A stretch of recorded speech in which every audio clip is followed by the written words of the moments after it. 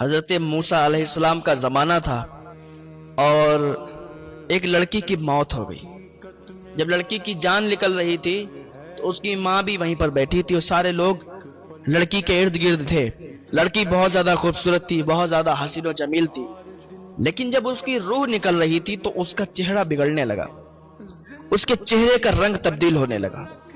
لوگ دیکھ کر حیران رہ گئے کہ اتنی حسین و جمیل، اتنی خوبصورت لڑکی، اور موت کے ٹائم جب روح نکل رہی ہے تو چہرہ بگڑ رہا ہے، اس کی شکل جانوروں کی طرح ہو رہی ہے۔ جب لڑکی کا چہرہ بگڑتے دیکھا، اس کی ماں دوڑی اور حضرت موسیٰ علیہ السلام کے پاس گئی اور کہنے لگی، حضور ایسا ایسا واقعہ ہے کہ میری بیٹی بہت زیادہ خوبصورت ہے، حسین و جمیل ہے، لیکن آج جب اس کا آخری ٹائم آیا ہے، آخری وقت آیا ہے، روح اس کی نکل رہی ہے، اور جیسے ہی اس کی جان نکلی تو اس کا چہرہ تبدیل ہو گیا، اس کا چہرہ بگڑ گیا ہے، نحوست بھرا چہرہ ہو گیا ہے۔ حضور بتائیں یہ کیا معاملہ ہے؟ تو حضرت موسیٰ علیہ السلام نے فرمایا کہ مجھے یہ بتائیے آخر وہ کام کیا کرتی تھی، اس کا ایسا کیا گناہ تھا کہ جو تمہارے سامنے وہ کیا کرتی تھی، مجھے بتاؤ، جب تک نہیں بتاؤ گے جب تک کیسا پتا چلے گا؟ تو وہ خاتون کہنے لگی، حضور وہ 5 گناہ کیا کرتی تھی، 5 گناہ کیا کرتی تھی، ہو سکتا ہے، مجھے لگتا ہے کہ انہی گناہوں کے سبب، انہی گناہوں کی وجہ سے اس کا چہرہ ایسا بگڑ رہا ہے، اس کا چہرہ نحوست بھرا ہو گیا ہے۔ حضرت موسیٰ علیہ السلام فرمانے لگے کہ کیا کرتی تھی مجھے بتاؤ؟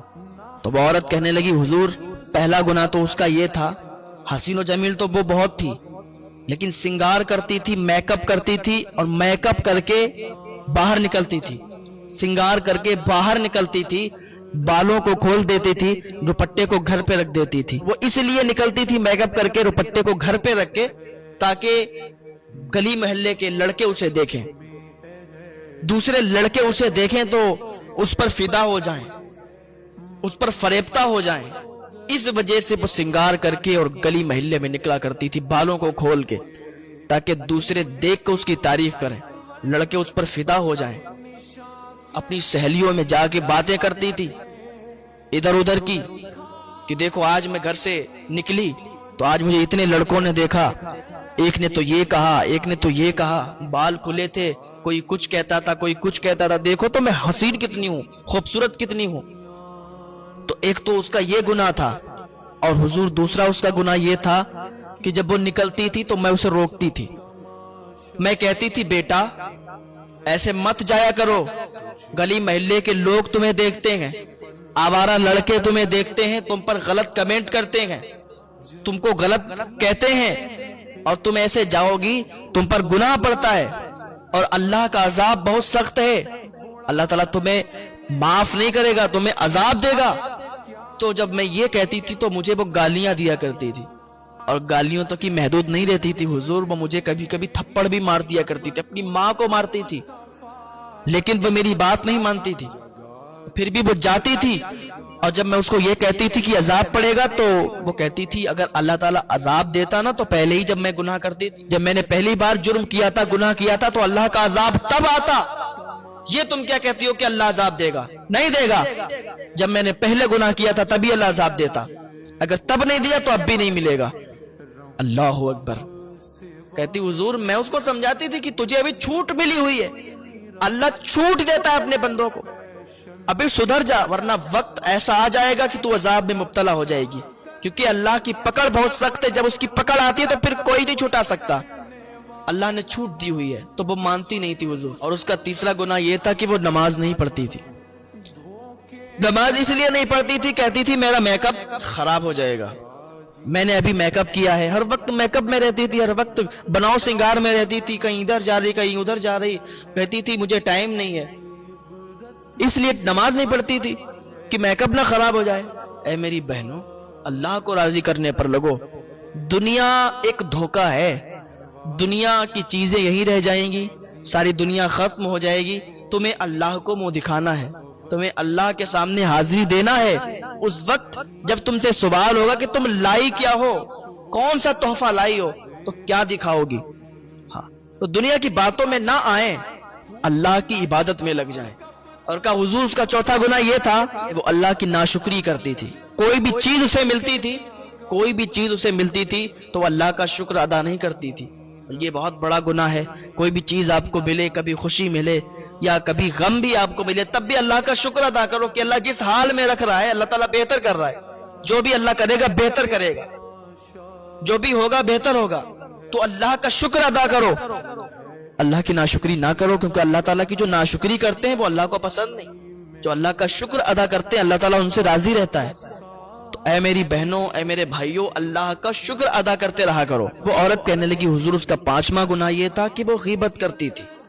جس کے پاس بیٹھتی تھی اس کی چگلی کرتی تھی, کہیں اس کی چگلی کہیں اس کی چگلی, 2 لوگوں میں لڑائی کروا دیتی تھی, بعد میں تماشا دیکھتی تھی.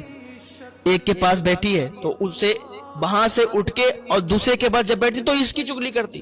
تو یہ 5 گناہ کرتی تھی, اور آج جب وہ مر رہی ہے اس کا چہرہ بگڑ گیا ہے, اس کا چہرہ ناپاک جانوروں کی طرح ہو گیا ہے. حضور آپ مجھے بتائیں یہ کیسے ہوا؟ حضرت موسیٰ علیہ السلام نے فرمایا کہ یہ جو 5 گناہ کرتی تھی اسی کی سبب اسے یہ عذاب آیا ہے کہ اس کا چہرہ بگڑ گیا ہے اور اس کے جسم سے بدبو آ رہی ہے. دنیا میں تو تم نے ہی دیکھا ہے, تم لوگوں نے دیکھا ہے, تمہارے رشتہ داروں نے دیکھا ہے کہ اس کا چہرہ بگڑ رہا ہے, اس کے جسم سے بدبو آ رہی ہے. لیکن جب یہ اب قبر میں جائے گی, جب یہ دفن ہوگی تو قبر کا عذاب پھر اس کا بہت زیادہ ہوگا. سانپ, بچھو, کیڑے نوچ نوچ کر اس کی ہڈیوں کو بھی چبا جائیں گے, اس کی ہڈیاں بھی چکنا چور ہو جائیں گی. اس کے جسم کے ایک ایک گوشت کو ایسے سانپ, بچھو, کیڑے نوچ نوچ کر کھائیں گے. اور پھر ایسا نہیں ہے کہ پھر دوبارہ اسے موت آئے گی, وہ ایسی تکلیف ہے کہ وہاں پھر موت تو آنی نہیں ہے. ایک بار اگر مر گئے تو پھر دوبارہ مرنا نہیں. آدمی کہتا ہے کہ چلو بھائی ایک بار مرنا ہے, موت آئے گی دیکھ لیں گے. جب قبر ہوگی, قبر کے اندر جائیں گے اور جو وہ کیڑے مکوڑے نوچ نوچ کر کھائیں گے تو تکلیف ہوگی, موت نہیں آئے گی. یہ مت سوچنا کہ وہاں جب زیادہ تکلیف ہوگی تو مر جائیں گے, ایسا نہیں ہے, بس تکلیف دی جائے گی. تو اللہ کی بارگاہ میں توبہ کرو. اے میری بہنوں, اے میرے بھائیوں, اللہ کی بارگاہ میں آ جاؤ, توبہ کر لو. اللہ تعالیٰ تو ایک توبہ سے معاف فرما دیتا ہے. بس اللہ کی بارگاہ میں سچی توبہ کرو, اپنے گناہوں سے معافی طلب کر لو, اللہ تعالیٰ معاف فرما دے گا. ہاں, ورنہ دنیا میں ہی آپ نے دیکھا ہوگا کہ لوگوں کے کیسی شکلیں بگڑ جاتی ہیں, لوگوں کے کیسے چہرے بگڑ جاتے ہیں. اور دنیا میں ہی آپ نے دیکھا ہوگا کئی لوگوں کو کیسے عذابات دنیا میں ہی شروع ہو جاتے ہیں, دنیا میں ہی لوگوں پہ عذاب آ جاتے ہیں. تو اگر عذاب سے بچنا ہے تو اللہ کی بارگاہ میں آنا ہوگا, عذاب سے بچنا ہے تو اللہ کی طرف آ جاؤ, اللہ کی طرف آ جاؤ, اللہ تعالیٰ معاف فرما دے گا. ابھی توبہ کے دروازے کھلے ہوئے ہیں, پتہ نہیں کب توبہ کا دروازہ بند ہو جائے اور پھر توبہ کی توفیق بھی نہ حاصل ہو. آئیں اللہ کی بارگاہ میں دعا کریں, اللہ تعالیٰ معاف فرمانے والا ہے. اللہ تعالیٰ ہمیں نیک عمل کرنے کی توفیق عطا فرمائے, اللہ ہمیں گناہوں سے بچنے کی توفیق عطا فرمائے.